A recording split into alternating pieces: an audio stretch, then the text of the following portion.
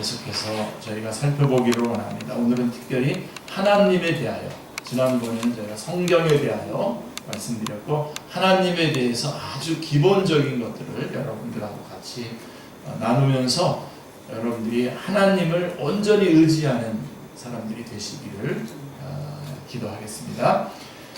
말틴 로이드 존스 목사님, 제가 너무나 좋아하는 목사님이신데요. 그분의 교리 강좌 시리즈라고 하는 책이 있습니다. 1, 2, 3권으로 이렇게 되어 있는데요.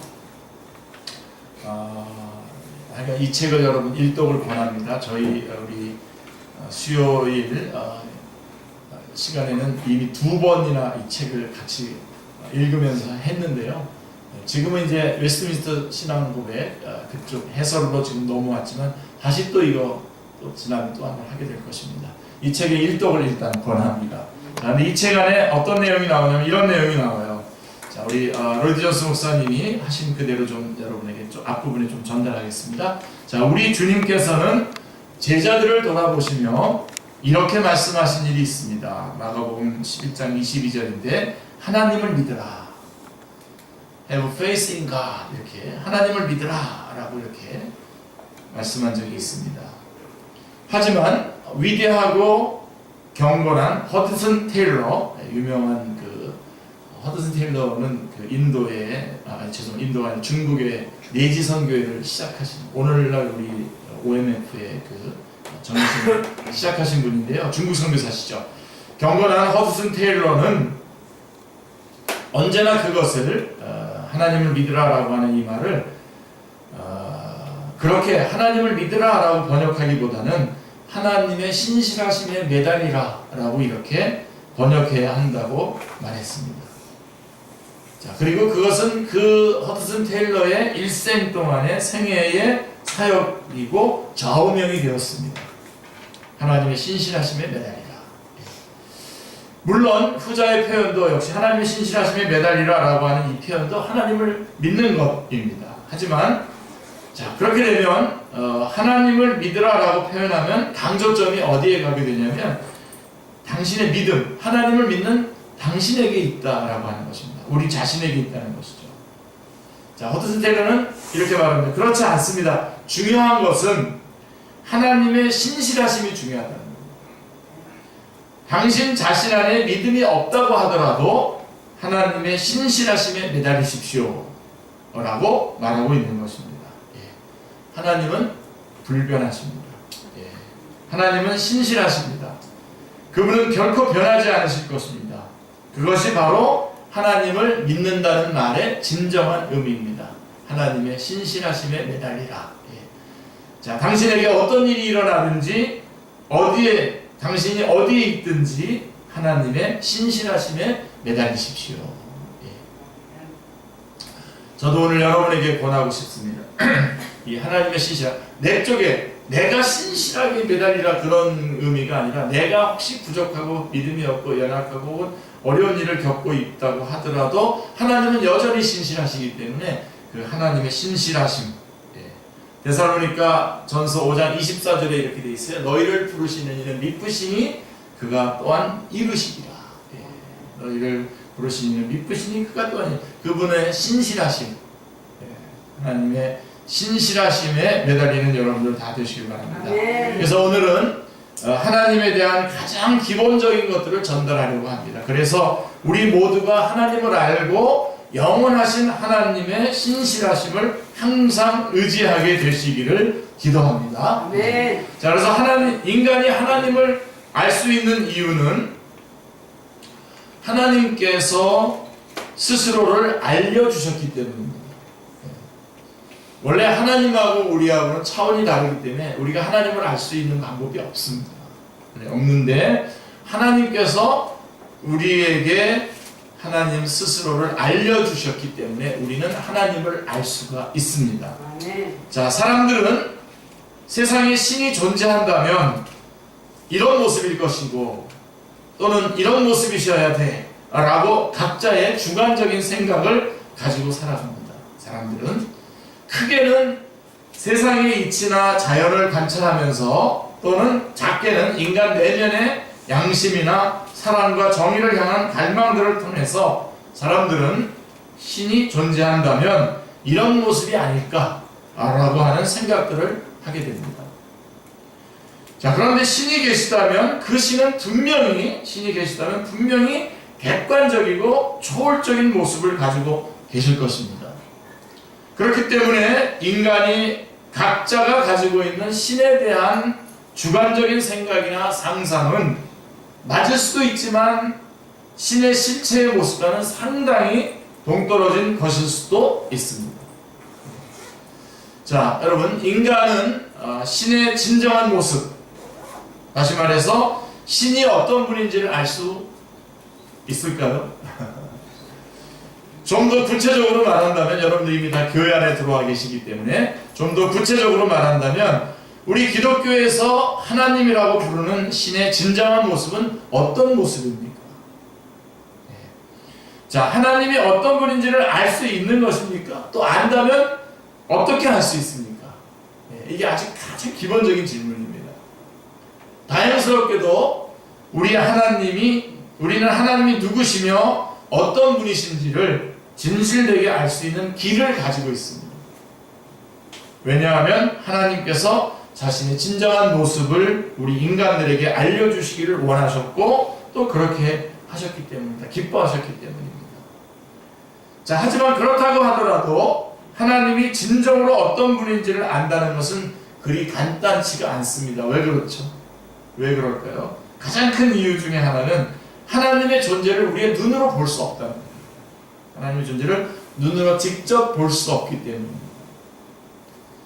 자, 눈에 보이지 않는 하나님. 자, 성경은 하나님께서 지금 인간의 눈에 어떤 형상으로 보일 수 있는 분이 아니라 보이지 않는 영으로 계심을 알려줍니다. 우리가 오늘 본문으로 읽었죠. 요한복음 4장 24절 말씀에 하나님은 영이시니 예배하는 자가 영과 진리로 예배하시리라. 하나님은 영이시다 라고 말씀합니다. 그러므로 누군가가 하나님의 형상을 실제로 보았다거나 꿈에 나타났다고 말한다면 그것은 진짜 하나님이 아닙니다. 물론 하나님은 영원히 눈에 보이지 않으시는 존재로 계시지는 않습니다. 이 세상이 다 끝나고 모든 인류가 하나님께 각자의 삶에 대해서 심판을 받는 그날, 우리 심판이라는 말을 쓰니까 여러분 굉장히 갑자기 깜짝 놀라실 수도 있는데 우리가 가장 영광스럽게 복된 날, 그날 비로소 인간의 눈에 그 존귀한 모습을 나타내실 것입니다. 그러나 지금은 볼 수가 없습니다. 그렇다면 자, 이 눈에 보이지 않는 하나님을 인간은 어떻게 알 수 있고 또 만날 수 있겠습니까? 이 하나님을 우리가 어떻게 알고 어떻게 만날 수 있겠냐라고 하는 것이죠. 자, 우리가 살고 있는 이 세상에는 눈에 보이지 않는 하나님의 존재를 짐작할 수 있는 눈에 보이는 흔적들이 무수히 널려 있습니다. 자, 그렇게 해서 우리는 하나님을 알아갈 수 있는 길이죠. 특히 이 자연의 그 오묘한 질서와 계절에 따른 그 변화. 물론 인간들이 지금 많이 훼손시켜서 우리 지금 미세먼지 이런 것 때문에 아주 지금 이런 얘기가 좀 잘 안 맞아 들어가지만, 그러나 여러분 한번 가보십시오. 지금도 저는 설악산 같은 것들 기억나고요. 그런 하여간 나이아가라 폭포 같은 데도 이렇게 한번 가봤던 기억들이 있는데, 그 보면 참 그 오묘한 그 질서와 또 계절에 따른, 그리고 다양한 생물들의 정교하게 만들어진 그 특징들. 여러분 우리 강소 집사님 그 열대어들 막 이렇게 있는데 그 열대어들 그 색깔들 보세요. 그 색깔들, 그 원색 그런 것들 보면 이건 정말 하나님이 정말 하나님이 하신 거다. 그래서 그런 특징들, 그런 것들을 만드신 창조주의 손길과 능력을 우리가 알 수 있습니다. 어쩌면 저렇게 정확하게 이렇게 역사하시고 움직이시는가. 겨울에 춥다고 그러지만 이 또한 지나갑니다. 약간은 좀 허무주의 같은데 그런 건 아니고요. 우리가 어려운 일을 겪고 그래도 참 이렇게. 저 같은 경우는 이 또한 지나가려 어떨 때 자주 얘기하면 이렇게 운동하다가 좀 다치잖아요. 여러분 좀 하잖아요. 그러면 병원에 가야 될까 말까 그러다가 이거 또한 지나가리라. 자, 근데 그 하나님께서 그 안에서 이렇게 정확하게 역사해 주시는 거잖아요. 예. 자, 그럼 자연, 그 다음에 세상과 우주의 그 정교한 질서와 조화, 그리고 그 안에 있는 너무나 다양하고 무수한 생명체들을 통해서 이 모든 것들을 만드신 누군가가 반드시 존재한다라고 하는 결론에 도달할 수밖에 없습니다. 예. 그런 걸 보면서도 이거가 그냥 우연이 됐다 이렇게 몰고 가는 것은 굉장히 참 안타까운 거죠. 그래서 다음 주에는 제가 좀 이 진화론에 대한 부분도 좀 여러분하고 같이 나누도록 할까 그럽니다. 아직 정해지지는 않았는데요. 제가 준비하고는 있습니다. 자, 그러면 이런 자연과 그 안에 인간을 포함한 모든 생물들, 그리고 우주는 모두가 창조주이신 하나님의 지혜와 능력의 흔적들이며 증거들입니다. 자, 이런 것들을 뭐라고 얘기하냐면 좀 우리가 신학적인 용어로 일반적인 나타남 혹은 일반 계시라고 합니다. 근데 알아두셔야 됩니다. 우리 그리스도인이라면 일반 계시라고 하는 나타남, 일반 계시, 자연과 양심과 역사와 이런 모든 것들을 통해서 하나님을 알만한 그런 흔적들을 나타내 주신 것이 이제 일반 계시입니다. General Revelation이라고 부릅니다. 인간은 자연과 우주 그리고 그 안에 생물들의 존재를 통해서 하나님을 일반적으로 알 수 있다는 뜻입니다. 그게 어디 나오냐면 로마서 1장 19절 20절 말씀을 보시면요, 이는 하나님을 알만한 것이 그들 속에 보이니라. 하나님께서 이를 그들에게 보이셨느니라. 창세로부터 그의 보이지 아니하는 것들 곧 그의 영원하신 능력과 신상이 그가 만드신 만물에 분명히 보여 알려졌나니 그러므로 그들이 핑계하지 못할지니라. 이렇게 말씀하고 있습니다. 핑계할 수 없습니다. 그러니까 세상 사람들이 나는 하나님을 알 수 있는 길이 없었습니다 라고 이렇게 말할 수 없다는 겁니다. 여기에 영원하신 그 창세로부터 그의 보이지 아니하는 것들 그의 영원하신 능력과 신성이 그가 만드신 만물에 분명히 보여 알려졌다 그랬습니다. 하나님을 알만한 것들이 그 속에 보입니다. 그래서 이걸 자연계시라고 합니다. 그래서 자연과 우주 그 모든 생물들의 그런 존재를 통해서 하나님을 알 수 있다는 것이죠. 인간은 자연을 통해서만이 아니라 인간 내면에 담겨있는 사랑과 정의, 야, 너 그런 법이 어디 있어? 이런 말 하잖아요. 뭐 어디 없습니다. 그런 법이. 우리가 스스로 사람이기 때문에 그런 법이 없다고 얘기하는 거죠. 요즘에는 뭐 그런 당연한 하나님께서 사람의 마음속에 집어넣어준 당연한 것도 지금 다 뒤집어가지고, 여러분 여자 남자 이렇게 두 가지 성이 있는데 요즘 성이 뭐 70 몇 개라고 그러죠. 그런 식으로 이렇게 해가지고 이걸 하나님에게 도전하는 겁니다. 다 하나님에게 도전하는 것들을, 그런 도전하는 것들 나쁘다고 말하는 거를 또 규제하고 하려고 하는 게 지금 오늘날 우리 한국입니다. 이게 한국이 왜 이렇게 되는지 모르겠습니다. 예. 근데 하여간 인간 본성 안에 그런 게 있어요. 자연스럽게 이것은 정이고 이것은 또 하나님의 뜻이고 이건 법이고 하는 그런 것들이 있는데, 그게 바로 하나님께서 자연만이 아니라 인간 내면 안에 넣어주신 하나님에 대한 존재의 모습입니다. 인간 내면에 담겨있는 사랑과 정의에 대한 갈망, 그리고 도덕적 실패에 따른 죄책감들을 통해서도 하나님을 인식하며 살아갑니다. 그 이유는 하나님의 형상이 하나님의 형상을 따라 하나님의 형상을 따라서 만든 인간의 내면에도 하나님의 형상이 아직 죄를 지었기 때문에 많이 뭉개졌지만 아직도 남아있기 때문입니다. 그래서 우리는 예수 그리스도를 믿고 이것을 회복했기 때문에 다시 더 빛나는 그런 하나님의 형상을 우리 안에 가지고 있죠. 또한 인간은 영혼을 갈망하는 마음과 사후세계에 대한 막연한 생각과 두려움을 가지고 살아갑니다. 이러한 인간 내면의 하나님을 향한 인간 인식과 갈망 그리고 두려움 등도 일반 계시에 포함됩니다. 자, 근데 여러분 중요한 것은 이러한 일반 계시를 통해서 하나님을 알아가는 것에는 한계가 있습니다. 한계가 있어요. 그 이유는 이러한 일반 계시를 통해서 하나님을 어느 정도는 알 수가 있지만, 어느 정도는 알 수 있는지 모르지만 구체적으로는 알 수가 없기 때문입니다. 이런 일반 계시를 통해서. 그래서 하나님께서는 자신을 구체적으로 알려주시려고 인간에게 주신 것이 바로 성경입니다. 성경. 그래서 지난주에 우리가 성경에 대해서 말씀을 드렸던 거죠. 이것을 하나님의 특별 계시라고 합니다. 특별 계시, Special Revelation이라고 부르는데, 그 이유는 하나님께서 성경의 말씀을 통해서 자신을 특별하고 구체적으로 알려주시고 있기 때문입니다. 자, 그러면 성경은 하나님에 대해서 어떤 구체적인 사실들을 알려주고 있습니까? 우리는 하나님을 성경을 통해서 구체적으로 알 수 있는데, 그럼 성경은 하나님에 대해서 어떤 것들을 구체적으로 알려주고 있냐? 첫째로 성경은 하나님이 모든 우주와 그 안에 모든 생명체를 창조하신 분이시고 주인이심을 알려주고 있습니다. 그래서 창세기 1장 1절에 보면 태초에 하나님이 천지를 창조하신다. 이거는 이 정도는 외워두셔야 됩니다. 창세기 1장 1절 성경이 처음 태초에 하나님이 천지를 창조하신다. 그리고 시편 24편 1절에 보면 이렇게 말씀하고 있습니다. 땅과 거기 충만한 것과 세계와 그 가운데에 사는 자들은 다 여호와의 것이로다 라고 말씀하고 있습니다.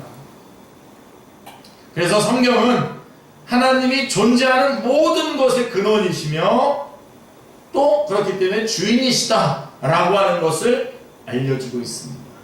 이걸 바로 뒤집으면 우리는 하나님이 모든 것이기 때문에 모든 것이 다 하나님의 것이라고 하는 것을 인정을 해요. 우리의 목숨까지도요, 다 하나님의 것입니다. 그리고 주인이 하나님이기 때문에 항상 하나님의 뜻을 따라서 움직여야 되고 해야 됩니다. 모든 것들을 감당해야 됩니다. 자, 그래서 우리의 하나님이 모든 것의 근원이시고 주인이시다. 얼마나 귀중한 이야기입니까? 그렇죠? 나라고 하는 존재의 뿌리도 하나님이십니다. 하나님이시고 나의 진정한 주인도 하나님이시고 더 나아가 내가 궁극적으로 만나야 될 분, 궁극적으로 결국은 만나야 될 분도 하나님이심을 성경은 가르쳐주고 있습니다. 지난주에 혹시 여러분 기억나세요? 성경은 하나님을 추구한 인간들의 이야기가 아니라 하나님께서 행하신 일, 인간들을 위해서 하나님께서 행하신 일들에 대한 기록이다 라고 하는 거 말씀드렸죠. 그래서 하나님께서 우리의 뿌리시고 우리의 주인이시고 결국 우리가 하나님을 만나게 될 텐데, 그 하나님이 행하신 일들, 우리를 위해서 당신의 아들 예수 그리스도를 보내주시고 우리가 그 예수님을 믿고 구원받고 하나님의 자녀가 돼서 능력 있게 이 땅에서 힘과 능력과 지혜를 가지고 살아갈 수 있게 해주십니다. 하나님, 그거를 우리가 보면서 주님을 찬양하고, 제가 늘 말씀드린 거죠. 그렇게 찬양으로 예배를 드리게 되고 그 일을 알게 되면 예배 드리게 되고, 여러분 오늘도 저는 아침부터 하나님 앞에 우리 성도들이 모여서 하나님 앞에 참 아름답게 예배를 올려드려야 되겠다, 정말 그런 마음을 가지고 계속 기도하면서 와서 오늘 이렇게 예배를 올려드리는 이유가 뭐냐면 하나님께서 우리를 향해서 행하신 일들 때문에 그렇습니다. 우리가 죄와 사망과 심판과 지옥의 길을 가고 있었지만 우리를 거기서 건져내 주셔서 생명으로 인도해 주시고 천국으로 인도해 주셨기 때문입니다. 그것을 생각할 때 주님을 찬양하지 않을 수 없습니다. 이것처럼 소중한 게 어디 있습니까? 가장 소중한 거죠.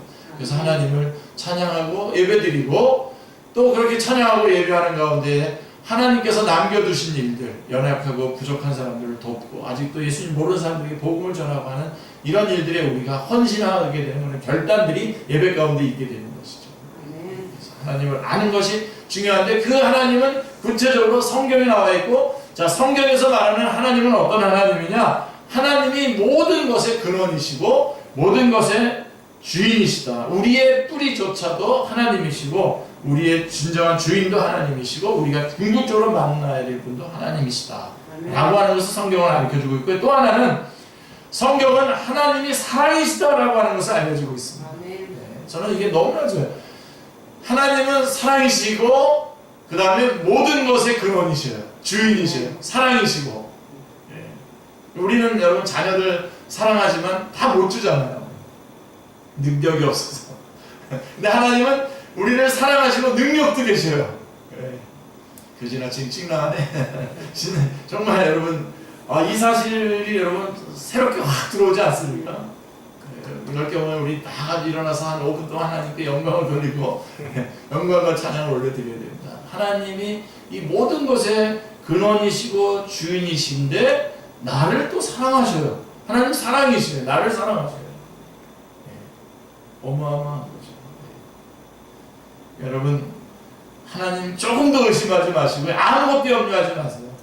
오히려 여러분에게 어떤 일이 닥치게 되면 여러분들이 맞이하게 되면 기도로 하나님 앞에 올려드리고 맡겨버리세요. 아무것도 염려하지 말고 오직 모든 일에 기도와 간구로 너희 구할 것을 감사함으로 하나님께 아뢰라. 그리고 베드로전서 5장 7절은 너희 염려를 주께 맡겨버리라 했습니다. 우리는 염려해야 되는 존재가 아닙니다. 기도하는 존재죠.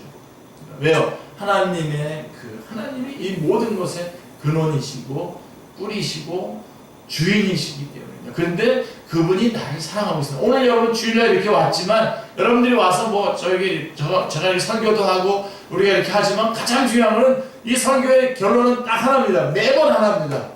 하나님이 지금도 나를 사랑하고 계시다.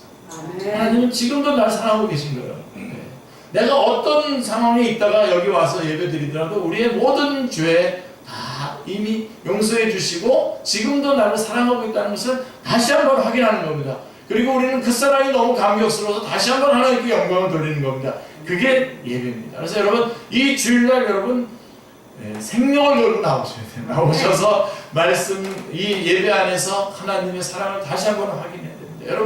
여러분 자녀들 혹은 여러분 관계하는 사람들 혹은 뭐 사업상에나 혹은 뭐 직장에서나 또 학교에서나 뭐 이렇게 가족들 안에서 여러분 우리가 힘든 시간들이 왜 힘든 겁니까? 상대방이 지금도 여전히 나를 신뢰하고 나를 사랑하고 있는가가 항상 그것 때문에 그게 확보가 안 돼서 우리가 어렵고 힘들고 그러는 거 아닙니까?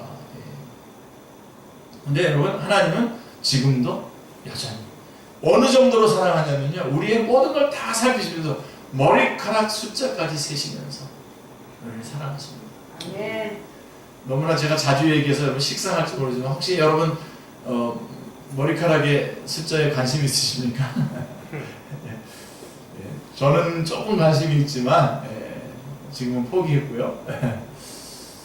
여러분 우리가 관심도 갖고 있지 않는 머리카락 숫자까지 세고 계신 하나님이라면 여러분들이 관심을 갖고 있는 여러분의 자녀라든가 혹은 여러분이 행해야 되던 재정의 문제라든가 이런 것들에 대해서 하나님께서 얼마나 더 철저히 관리하고 계시겠습니까? 그리고 책임져 주시고 있지 않겠습니까? 그래서 마태복음 6장에 보면요, 너 아무것도 무엇을 먹을까, 무엇을 마실까, 무엇을 입을까 염려하지 마라. 이것은 다 이방인들이 하는 것이고 우리 하늘 아버지께서 이런 것들은 우리를 스스로 책임지는 자가 아니에요. 우리는 이방인들은 아직 예수님을 모르고 구원받지 못한 사람들은 자기가 자기를 책임져야 되기 때문에 점점 긍긍하고 살아갑니다. 제자인들이 어쩌고저쩌고 하면서 막 뭐 하는데, 그러나 우리는 누가 책임져 주시는가? 하나님께서 책임져 주십니다. 감당할 수 있도록 모든 것 해주시고. 그래서 너희는 먼저 그렇기 때문에 그의 나라와 그의 의를 구하라. 이 모든 것을 더하시리라고 했습니다. 여러분 하나님이, 저는 이거 아주 기본적인 걸 얘기하지만 사실은 이 기본적인 것 때문에 여기서 뭐 더 나가야 됩니까? 하나님이 우리의 모든 것의 근원이시고 창조주시고 주인이시다. 그런데 그분이 사랑이시다라고 할 때에 그냥 마음이 녹죠. 참 녹습니다. 우리는 너무너무 사랑하는 사람들한테 못 해주잖아요. 이렇게 능력이 없어서. 뜻이 하나님의 주시는 만큼만 주시기 때문에.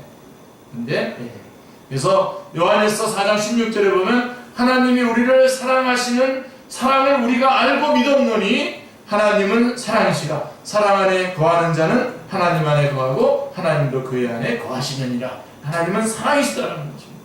아멘. 인간이 그토록 갈망하면서도 발견하지 못하는 진정한 사랑이 바로 하나님께로부터 나온다고 성경은 말씀하고 있습니다. 그러므로 하나님을 알지 못하는 진정한 사랑을, 하나님을 알지 못하면요 진정한 사랑을 알 수가 없습니다.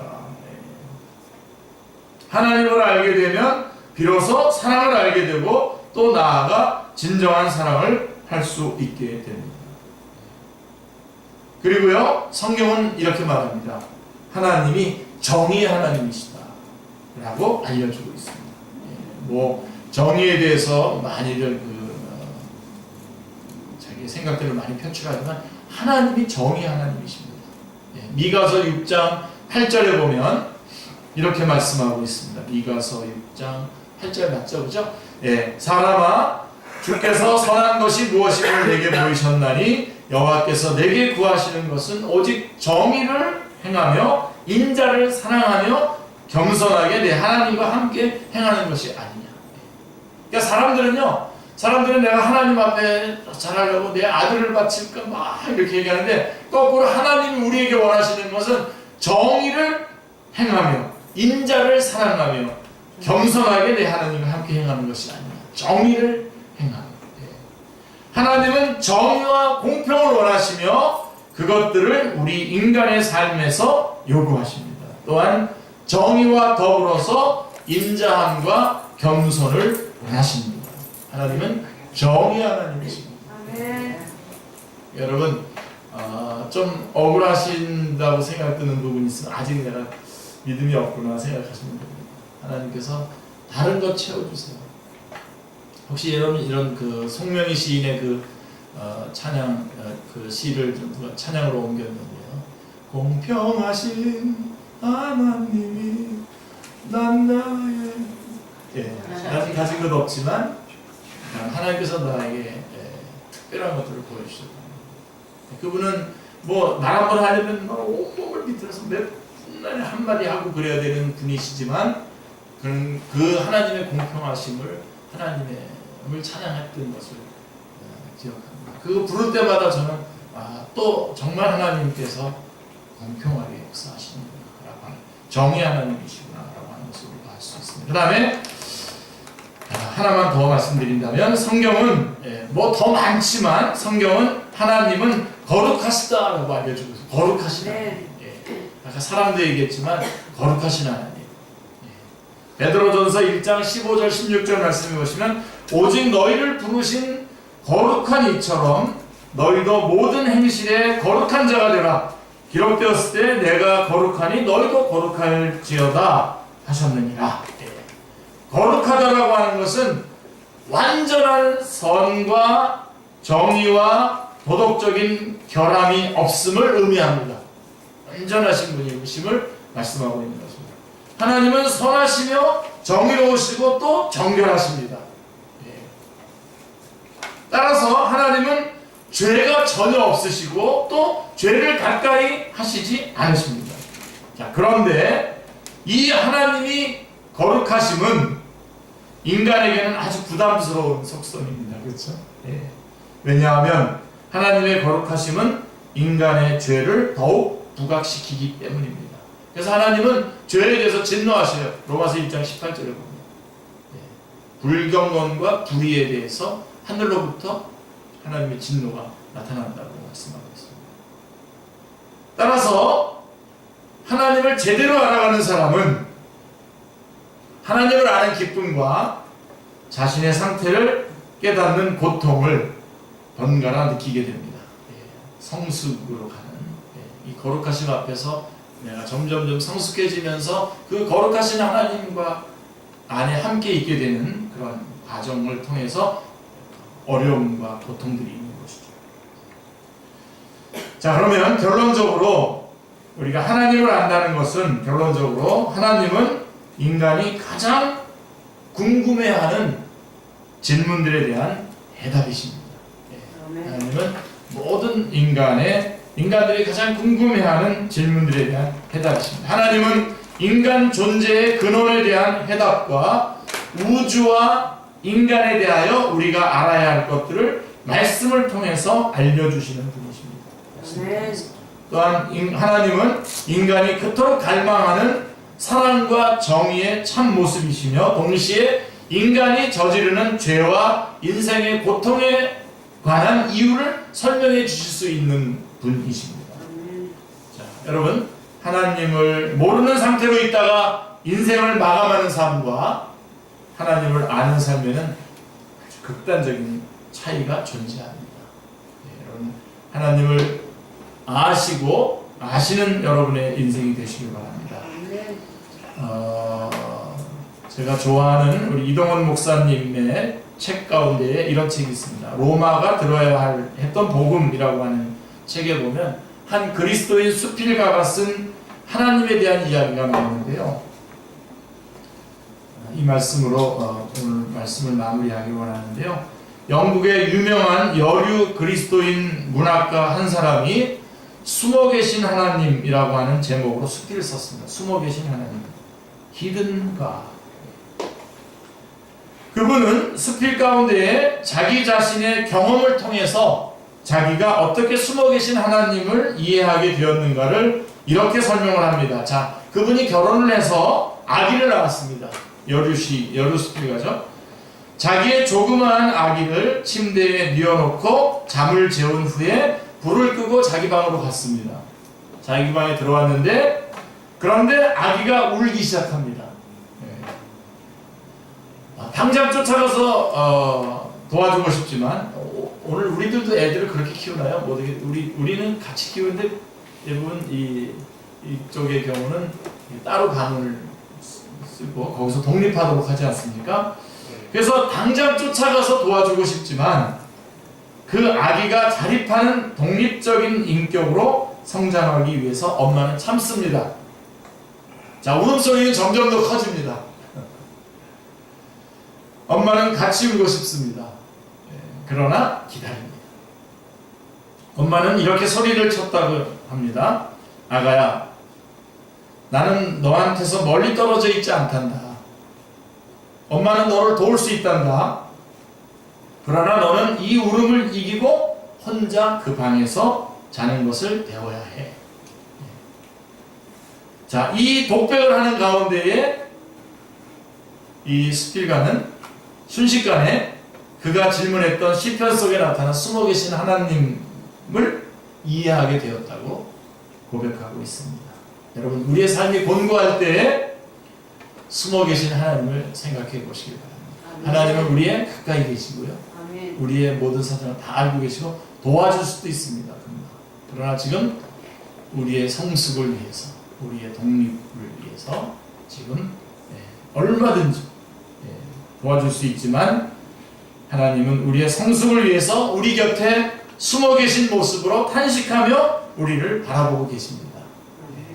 그래서 우리는 피할 수 없이 우리의 성숙을 위해서 신음과 고통을 경험하는 것입니다. 저는 하나님 앞에 기도할 때마다 전에 어떤 목사님이 얘기해 주신 것처럼 제가 이렇게 기도할 때마다 하나님께서 저한테 귀를 기울이시는 그런 생각을 항상 이렇게 그런 마음, 그런 그림을 그립니다. 제 마음속에. 사실 하나님은 지금 우리를 다 알고 계시고요. 우리가 겪고 있는 신음소리조차도 다 알고 계십니다. 절대로 여러분 이 하나님을 의지하시길 바라고, 제가 지난주에 이렇게 차를 몰고 가다가 저는 이렇게 성경을 틀어놓고 듣는 경우가 가끔 있는데 로마서에 있는 말씀을 듣다가 로마서 12장 12절에 기도에 항상 힘쓰라. 기도에 항상 힘쓰라. 근데 확 다가오는 거예요. 힘쓰라가 확 다가오는 거예요. 그냥 기도를 하긴 하는데 힘써 열심히 찾아내서 기도해야 되겠다. 열심히 찾아내서 우리 아들 자녀들 저를 위해서도 우리 애를 위해서도 하지만 더 구체적으로 막 찾아내서 기도해야 되겠다. 이 교회를 올 때에도 그리고 또 우리가 사람들을 만날 때도 겪을 때 구체적으로 기도해야 되겠다 그런 마음입니다. 그래서 이 말씀이요 참 은혜가 되어가지고 제가 동문사회복지에서 또 성경 공부 가르치는데 거기서 이 말씀을 소개했어요. 여러분 기도 항상 힘써야 되는데 한 분이 너무 감격스럽게 이 말씀을 받아들이는 거예요. 그래 힘써 기도해야 되겠군요. 항상 기도에 힘써야 되겠군요. 여러분 주님 우리 바로 다 듣고 계십니다. 다 알고 계십니다. 기도 외에는 이런 거 나가지 못한다는 거 알고 계시죠? 다 알고 계시도 우리가 기도해야 됩니다. 입으로 기도해서 주님 앞에 구할 때 예수님께서는 하나님에 대해서 너희에게는 머리털까지 다 세심과 되었나니 두려워하지 말라라고 말씀하셨습니다. 온 우주 만물을 창조하시고 우리의 머리털 숫자까지도 세고 계시는 하나님을 영원토록 의지하시기를 주님의 이름으로 축원합니다. 기도하겠습니다. 하나님 아버지 감사합니다. 오늘도 하나님 저희들을 이렇게 주님 앞에 모여서 하나님 앞에 예배드리고 기도할 수 있도록 또 하나님을 찬양하고 영광 돌릴 수 있도록 저희들을 인도해 주셨사오니 감사합니다. 하나님이 모든 것의 근원이시고 주인이시며 우리의 뿌리도 주님이시고 우리의 주인도 주님이시고 우리가 궁극적으로 만나야 될 주님도 바로 하나님이신 것을 저희가 오늘 깨달았사오니 먼 곳에 계시지 않고 우리의 모든 것들을 다 듣고 계시고 우리의 머리털 숫자도 세고 계시고 아무것도 염려하지 말라고 하시고 너희 염려를 다 맡기라고 하신 주님을 저희가 의지하며 나아가는 저희들의 남은 생애가 되게 하여 주옵소서. 감사드리오며 주 예수 그리스도의 이름으로 기도드리옵나이다.